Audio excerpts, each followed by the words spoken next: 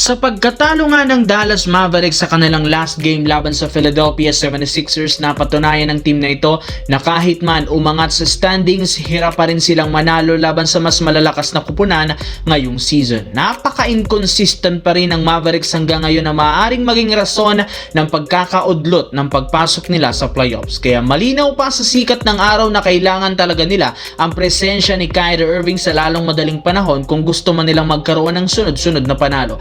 And guess what? Mukhang mangyayari na rin naman ang ganitong klaseng pangarap ng Mavericks matapos ilabas ng balita ngayon na malaki ang posibilidad na makapaglaro na si Kyrie Irving sa kanilang lineup sa katapusan ng Enero next year. Sa ngayon, nakakasama na nga si Irving sa practice matapos ang ilang buwan na pagre-recover nito sa kanyang ACL injury. At once na makapaglarong muli si Irving sa Mavericks at makukumpleto na sa wakas ang kanilang Big 3 na sina Anthony Davis at Cooper Flag, siguradong magkakaroon sila ng magagandang performance. Kaya asahan na nga ninyo na mas magiging competitive palalo sa January ang team na ito. Samantala, ilang linggo ang nakakalipas mula nang umugong ang trade ni Giannis Antetokounmpo sa Los Angeles Lakers. Hanggang ngayon, hindi pa rin naman sinasarado ni Rob Pelinka ang posibilidad na pagkuha dito sa isang blockbuster trade bago pa ang trade deadline sa February. Pero sa laki ng kontrata ni Giannis, hindi basta-bastang makukuha ito ng Lakers dahil kakailanganin nilang isakripisyo ang ilan sa mga key player.